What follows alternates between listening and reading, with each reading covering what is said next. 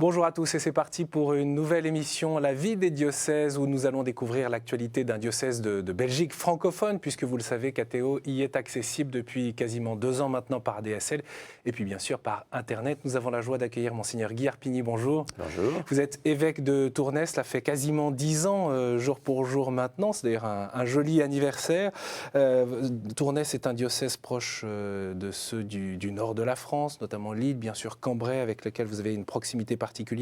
En quelques mots, quelle présentation succincte vous feriez de votre diocèse? On peut rappeler quelques chiffres, 1,3 million d'habitants, 579 paroisses, mais il y a aussi 49 unités pastorales qui rassemblent ces paroisses.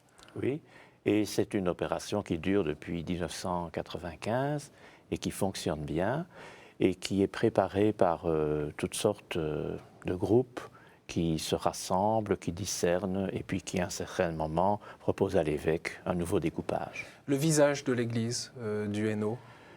La population du Hainaut est la plus pauvre de Belgique. Il y a plusieurs provinces en Belgique et le Hainaut, c'est vraiment la province où il y a le moins d'emplois.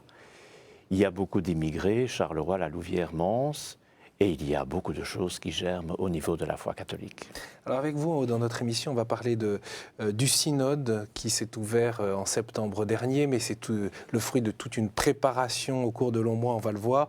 Nous donnerons la parole au Code chrétien qui est installé dans l'ancien séminaire de Tournai. Nous irons aussi du côté des quartiers populaires de Tournai avec le père Ilwart et sa présence, notamment auprès des enfants, on le va voir dans cette émission. Je voudrais commencer par vous faire dire un mot sur la question de la pédophilie, parce que vous êtes l'évêque référendaire pour l'Église francophone, la partie francophone de Belgique. Où est-ce qu'on en est? Quel point peut-on faire après les mesures qui ont été prises à la fois, j'allais dire, par le Parlement et par l'Église? C'est que ça fonctionne très bien. Donc les victimes peuvent se manifester. Pour ce qui est du centre d'arbitrage prévu par le Parlement et l'Église catholique, la date limite, c'était le 31 octobre de l'an dernier. Donc il y a eu plus de 600 personnes qui se sont manifestées. Et pour les points de contact qui ont été mis sur pied par les différents religieux et les diocèses de Belgique, ça fonctionne aussi très bien. Il y aura bientôt une évaluation. Donc c'est d'une certaine manière encore ce temps de vérité, de parole pour ceux qui ont été victimes de ces questions de pédophilie par des personnes Les personnes qui ont été victimes ont demandé, supplié pour qu'on les écoute. C'est ce que nous faisons. C'est le début d'une guérison et certaines d'entre elles demandent une réparation, ce que nous faisons. Et c'est le début alors d'une nouvelle vie, même si cette blessure ne sera jamais fermée.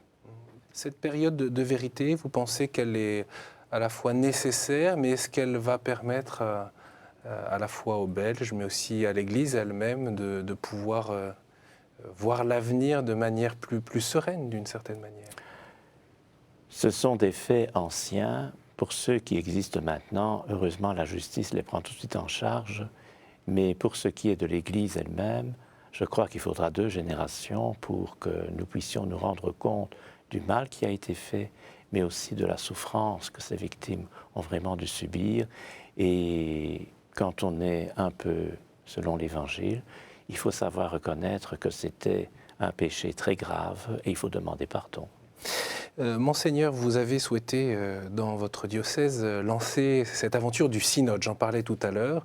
Il s'est ouvert en septembre dernier, mais il y a eu des longs mois de préparation. Au fond, quelle était votre idée, votre objectif? Aujourd'hui, il y a ces fameuses sessions synodales avec ces représentants, ces délégués, qui vont proposer et qui votent des motions pour, en quelque sorte, dessiner l'avenir de l'Église.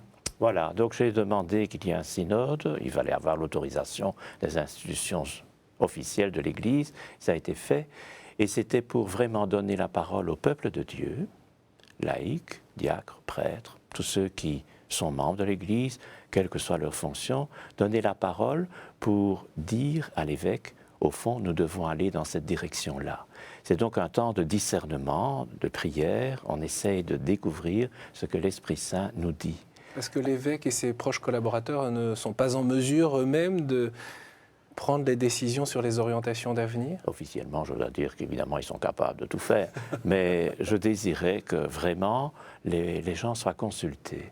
Et c'est un travail qui est bon, parce que quand j'ai posé les questions, évidemment, je les avais réfléchies avec d'autres, quand j'ai posé les questions, les personnes ont pu vraiment, par petite équipe synodale, réfléchir en matière de foi.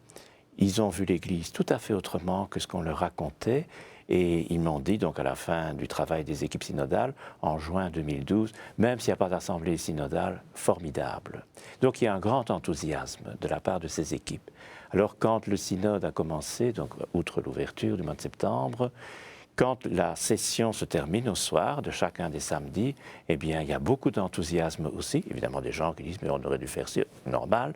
Et puis, j'espère que dans l'avenir, les orientations seront plus précises et que les actions, on pourra vraiment les appliquer. En tout cas, j'ai promis que je tiendrai compte de ce qu'on a dit. Donc, je ne fais pas ça pour m'occuper d'autre chose et puis, bon, je vais voir. Non, je vais vraiment tenir compte de ce qu'on m'a demandé. Mais il y a une forme d'aventure au fond. Quand vous avez lancé le synode, vous ne saviez pas très bien précisément où cela allait vous conduire. Oh non, sinon j'aurais tout fait en 2 jours. J'aurais fait préparer par des commissions préparatoires qui auraient dit il faut aller par là, il faut aller par là, il faut aller par là. Non, j'ai prévu que les gens aient la possibilité de continuer à se rencontrer et à discerner. Et alors, quand il y a parfois plusieurs semaines entre 2 sessions, eh bien, les choses mûrissent et on est plus fort pour discerner, pour proposer. C'est dans un contexte d'inquiétude quand même que cela se déroule? D'inquiétude par rapport à l'avenir de l'Église, par rapport si on écoute certaines personnes, bien entendu, c'est la pleine déliquescence, on entre dans une dictature nouvelle, etc. J'ai tout entendu, pour ce qui est extérieur au synode. Puis on m'avait dit, les questions que vous posez sont beaucoup trop difficiles pour des gens qui n'ont pas fait de théologie. Quelles étaient les questions, par exemple? Comment sommes-nous signes de ce que Dieu fait dans la société? C'est quand même pas compliqué. Comment est-ce qu'on est sacrement? Bon. Comment est-ce qu'on va faire en sorte de vivre avec des ministères très différents? Qui est-ce qu'on va appeler? Comment est-ce que les familles, quelles qu'elles soient, recomposées ou pas, peuvent témoigner de l'Évangile aujourd'hui? Je ne vois vraiment pas ce qu'il y a de compliqué là-dedans. Pourquoi il y a de la résistance alors? Mais parce que peut-être il y a des choses qu'on va demander de changer et de faire autrement, et peut-être aussi de reconnaître qu'il y a pas mal de gens qui demandent à être chrétiens aujourd'hui, qui ont perçu quelque chose de l'Évangile, qui demandent même les sacrements de l'initiation chrétienne. Et je dis, comment est-ce que nous allons les accueillir? Qui va vraiment accueillir ces personnes? Parce qu'aujourd'hui, on saurait mal les accueillir? On entre dans un cadre préétabli. Les paroisses d'autres communautés, je pense qu'il y a à retrouver vraiment la saveur de l'Évangile quand on partage la foi à quelques-uns. Et du coup, on ne cherche pas, chaque fois qu'il y a un ministre ordonné qui disparaît, qu'est-ce qu'on va faire, avec une certaine inquiétude, mais on dit, mais là-dedans, comment est-ce que le Seigneur nous invite à inventer quelque chose de nouveau pour accueillir tous ceux qui veulent devenir chrétiens? Monseigneur, je vous propose, bien sûr, on va déployer un petit peu ce travail du synode, d'autant qu'il y a eu ces sessions. Oui. Ce sera la 4e ce 18 mai. Je vous propose de retrouver l'interpellation de quelques jeunes de votre diocèse. Ils ont exprimé leur perception de l'Église, leurs souhaits de manière à peu près semblable, j'imagine, à bon nombre de personnes. Et en même temps, ça appelle à une réflexion. En tout cas, ça ouvre la réflexion. C'est un bon point de départ. Ce sont des images réalisées par le diocèse de Tournai. Eh bien, en réfléchissant aujourd'hui, en faisant vos propositions, vous faites bouger l'Église. Il y a des clichés qui sont posés sur l'Église et ces clichés-là, les jeunes veulent les éviter, donc ils ne se montrent pas, tout simplement. L'Église donne une image trop vieille, en fait, d'elle. Donc, c'est-à-dire des vieux bâtiments, une vieille phrase, en fait. Donc, les testaments, tout ça, c'est vieux. Et ça interpelle pas trop les jeunes. Les jeunes sont en recherche de nouveautés, tout ça. Donc ça nous calme un peu à ce niveau-là. Elle est donc trop conservatrice, trop assez bornée, pas assez proche des jeunes, des gens. Il n'y a pas de prêtres qui vont de chaise en chaise parler avec les jeunes, avoir une certaine approche. Donc ce qui serait chouette, ce serait de donner un avantage de parole aux participants, que l'Église soit interactive. Ça, c'est vraiment le côté qu'on recherche. Ce qui serait chouette, ce serait donc d'actualiser tout ce qui est messe, etc., de dynamiser, que ce soit au niveau des chants, au niveau de... enfin, non, plus du tout. Et également que l'Église vienne plus vers nous. Et si on osait faire des retraites, parce que les jeunes qui vont en retraite, généralement, ressortent heureux, contents de ce qu'ils ont vécu. Donc il faudra en faire plus. Et si on ordonnait les hommes mariés, donc les prêtres, et en conclusion, on a dit « et si on vivait avec notre temps ?» Monseigneur, il y a de nombreux points évoqués, de l'ordination d'hommes mariés à une autre liturgie, le regard ou la caricature d'une église trop conservatrice à plus de retraite spirituelle.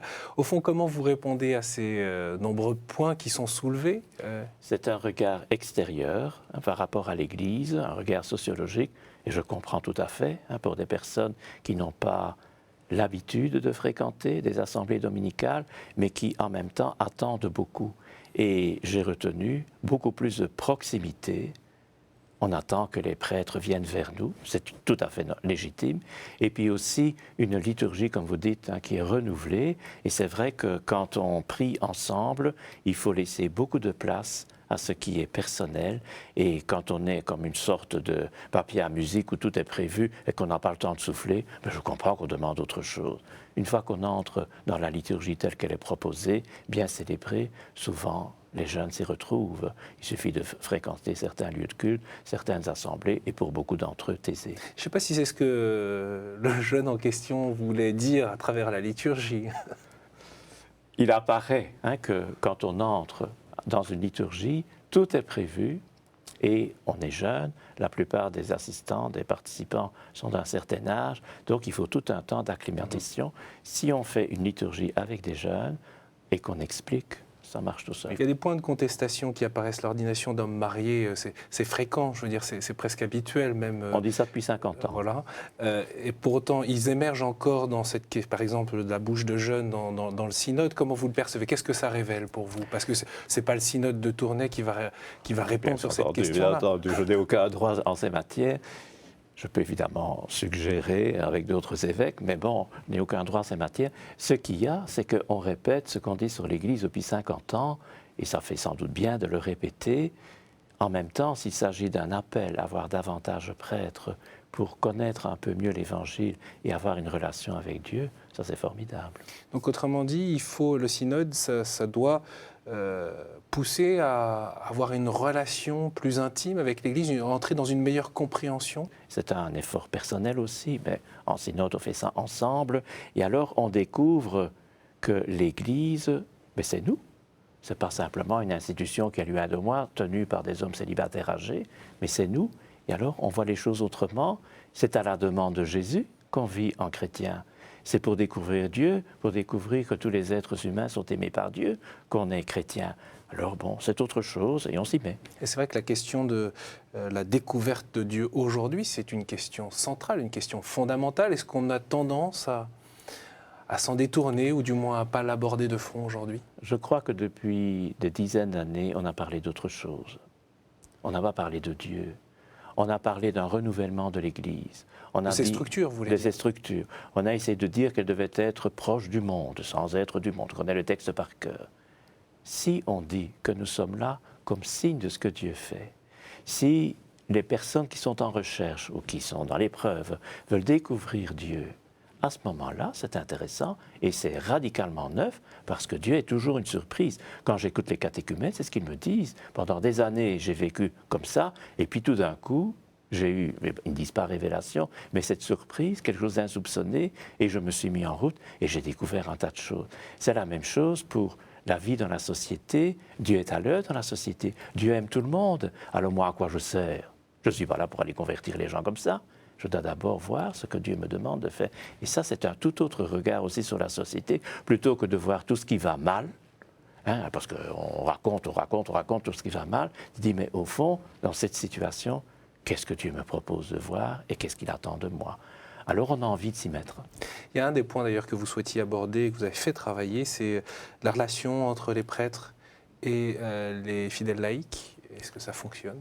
Cette réflexion porte-t-elle du fruit? J'ai été professeur de séminaire pendant, je crois, 17 ou 18 ans. Donc les prêtres, je ne vais pas dire que je les connais, mais bon, je connais les diverses générations des personnes qui se sont présentées, qui ont été appelées et ordonnées. Ça a beaucoup changé en 17 ans. J'ai terminé en 97.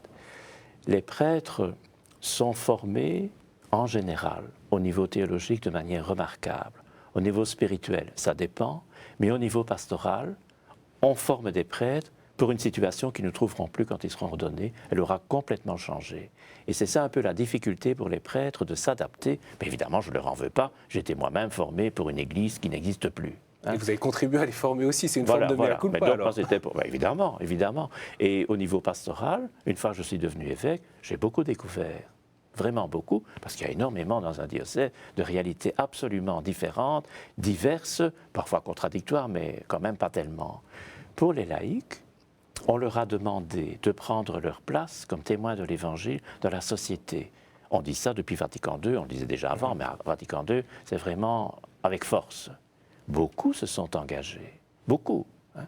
Et puis, certains d'entre eux, on leur a demandé de prendre des responsabilités pastorales. Les laïcs ne sont pas faits pour ça, mais on leur a demandé, et alors c'est parfois présenté comme étant des soins palliatifs parce qu'il n'y a pas de prêtre. Tout le monde est dans le cirage. Hein. Donc il faut redécouvrir, et c'est pas moi seul qui vais faire ça, il faut redécouvrir ce qu'est le ministère des prêtres, pas du prêtre, mais des prêtres, des diacres. J'ai fait un appel à devenir diacre parce que je savais qu'à un certain moment, mon prédécesseur, on lui a tellement dit qu'il n'en fallait plus, hein, parce que c'était donc il n'avait plus ordonné. Donc j'ai fait un appel pour devenir diacre. Et alors, pour ce qui est des laïcs, je plaide vraiment depuis le début pour qu'ils aient des responsabilités dans l'Église, mais aussi dans la société. Et pour ça, on doit les accompagner. Il ne s'agit pas de dire, vous avez des responsables, maintenant débrouillez-vous. Il faut les accompagner avec des personnes de qualité. Et pour le coup, Vatican II donne quand même des grandes pistes. Il est à peine appliqué, Vatican II. Il faudra, je ne sais pas encore combien de dizaines d'années, mais il y a, oui, certaines choses, oui, mais il y a beaucoup de choses encore à découvrir. Et quand on lit Lumen Gentium, qu'on arrête de me parler de la nota previa, donc le commentaire d'un article sur le ministère des évêques avec le pape. C'était quand même pas ça l'essentiel de Vatican II. Donc c'est de retrouver vraiment le dynamisme de l'Église, chacun sa place, c'est par ça qu'on commence dans Vatican II, et puis les ministères et tous les autres. On continue à parler du synode, mais je voudrais évoquer une situation concrète. Depuis 3 ans, le père Dany-Pierre Hilwart, le curé de la paroisse Notre-Dame auxiliatrice de Tournai, encadre 4 groupes de serviteurs de l'amour, c'est leur nom, à travers des temps de partage et de prière, et les aide à cheminer, à découvrir la parole de Dieu. Je vous propose de l'écouter témoigner avec des enfants, parce que parmi l'un de ces 3 groupes, certains de ces enfants ont 8 et 10 ans et sont issus de milieux populaires. Je vous propose de les écouter. Au nom du Père, du Ô Dieu qui donnait la patrie à tous ces petits oiseaux, bénissez ce pain, bénissez cette eau. À la suite d'une retraite, j'ai eu envie de faire des groupes justement pour que les enfants, les jeunes, ils puissent mieux connaître Dieu. Ça s'appelle les chercheurs de Dieu, donc ils se réunissent toutes les semaines, on mange ensemble, on joue ensemble et puis on va prier. Ça vient au moment où, comme jeune vicaire, j'ai dû enterrer 2 jeunes qui s'étaient suicidés et où je me suis rendu compte que annoncer l'évangile, c'était pas juste remplir des églises ou quoi, mais c'était une question de vie ou de mort. Et donc du coup, c'est quelque chose qui m'a habité longtemps. J'ai beaucoup prié pour ça, j'ai fait des essais. Et puis voilà, c'est comme ça qu'on a commencé. Mais alors c'est vrai qu'il y en a qui n'avaient pas du tout l'habitude, qui ne viennent pas nécessairement d'une famille chrétienne. Ce n'est pas les parents qui les amènent, vu que c'est nous qui allons les chercher à l'école. On a juste demandé l'autorisation des parents.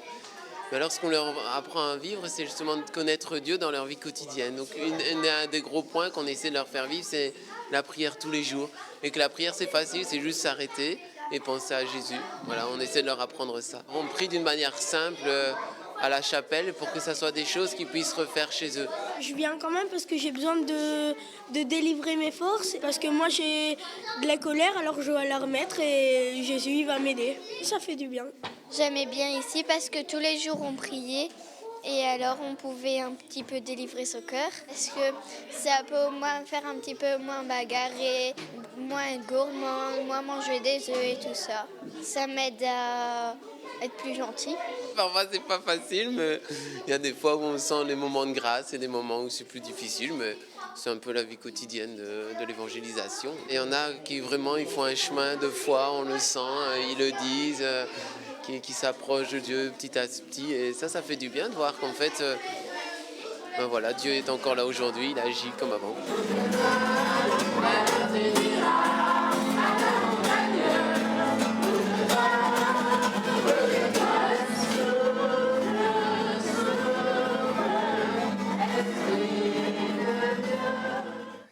Annoncer l'évangile, c'est une question de vie ou de mort. C'est ce qu'on peut retenir de manière extrêmement forte de ce témoignage, de ce prêtre qui s'engage là dans les milieux populaires. Il a été frappé par ça quand il était vicaire, donc il le dit clairement, il me l'a déjà raconté plusieurs fois. c'est en même temps pour lui la découverte de l'importance du ministère que l'on reçoit. Quand on se met à l'écoute, qu'on se met au service, on découvre les vraies questions qui se posent dans la société et on essaye de témoigner avec ses pauvres moyens, comme Dieu le demande. Et alors, de fil en aiguille, donc Danny Pierre, beaucoup de mal à être dans les structures actuelles de l'Église, mais il a accepté de devenir curé, dont je le remercie infiniment, mais en même temps, il garde cette fibre pour faire découvrir Dieu, le Christ, l'Évangile, dès le commencement de la vie. Ici, ce sont des enfants, les suicidés en général, ce sont des adolescents et parfois des adultes, malheureusement, mais donc il veut vraiment faire découvrir et il accompagne tout le temps. Alors on dit parfois, ah, mais il n'est pas réaliste, tous les prêtres ne peuvent pas faire ça, etc. Ben, peut-être que ce n'est pas demander aux autres prêtres de faire comme lui, mais en tout cas d'être attentif à ce qui se vit et essayer de répondre avec son charisme propre, c'est formidable. À vous écouter, on a l'impression qu'il y a beaucoup de commentaires sur ce que font les uns et les autres, Oui, avec oui, du jugement. Oui, parce qu'on sort d'un cadre, et on a beaucoup, je disais tout à l'heure, essayé de faire de nouvelles structures. Il fallait sans doute au niveau institutionnel faire de nouvelles structures, mais Dieu, l'Évangile, comme ça, de manière directe, la première annonce, comme on dit dans les documents officiels de l'Église, c'est ce qu'il faut pour le moment. L'important pour vous, c'est donc trouver le moyen de l'évangélisation aujourd'hui, de manière renouvelée. Bien sûr. C'est pas d'abord renouveler les structures et les personnes à la tête de ces structures? Je suis prêt depuis 40 ans cette année, on me parle de ça depuis 40 ans, renouveler les structures. Je ne dis pas que j'en ai assez, comme évêque, je dois évidemment faire tout. Mais en même temps, je crois que dans la situation actuelle de la société en général, de la planète, nous avons besoin de redécouvrir la chance que nous avons de voir ce qui germe au niveau de l'Évangile dans la société. Et nous avons à nous mettre au service de ce que Dieu fait germer. C'est un temps formidable que nous vivons parce que nous voyons vraiment des pousses qui arrivent et nous ne devons même pas les arroser, c'est Dieu qui s'en charge. Mais nous avons alors à rendre grâce et à nous mettre dans ce mouvement suivant ce que nous sommes, nos charismes, nos compétences. Danny Pierre est licencié en théologie pour le dialogue interreligieux. Donc c'est quelqu'un qui a été aussi formé à voir les choses au niveau intellectuel, si on peut dire. Encore faut-il aider les fidèles à s'enraciner dans la foi de l'Église. C'est évident, c'est évident. Et ça se fait en général, surtout dans la liturgie. Donc elle doit être bien célébrée, ce que je demande, mais aussi dans la prière personnelle. Des formations quand c'est possible, et sur Internet, etc., on trouve beaucoup. Et puis aussi, on peut demander à quelqu'un d'être aidé. Je voudrais vous faire parler, Monseigneur, un peu de la pastorale des jeunes. Alors, au-delà des 10 ans, le COT, c'est une forme de cohabitation habituelle en Belgique, même si en France, nous, on ne connaît pas bien. C'est une cohabitation autour d'un projet, et ça s'adresse notamment aux étudiants. Depuis 8 ans, l'ancien séminaire de Tournai accueille un code chrétien dans ses murs. 8 jeunes étudiants partagent ainsi leur quotidien. Il y a d'ailleurs souvent des Français. Je vous propose d'écouter sœur Anne.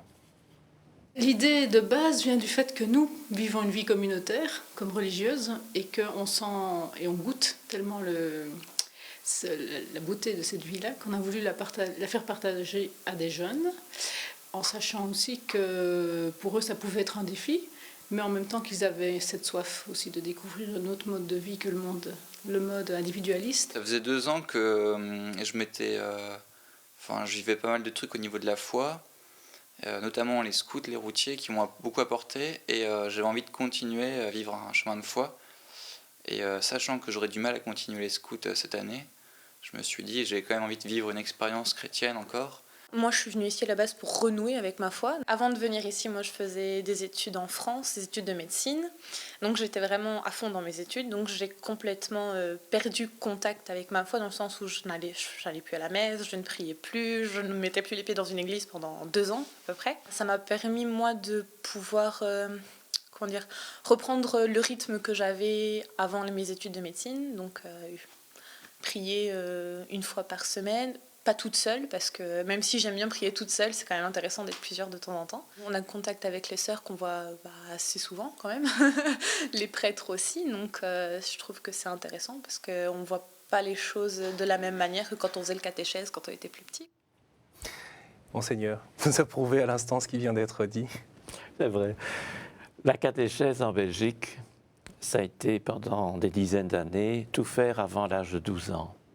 Puis certains ont demandé que la confirmation soit retardée, comme s'il y avait un âge idéal. C'est clair que quand on a été initié à la foi chrétienne quand on est tout petit, c'est parfait, mais s'il n'y a plus personne pour accompagner quand on devient adolescent et adulte, il y a quelque chose qui manque.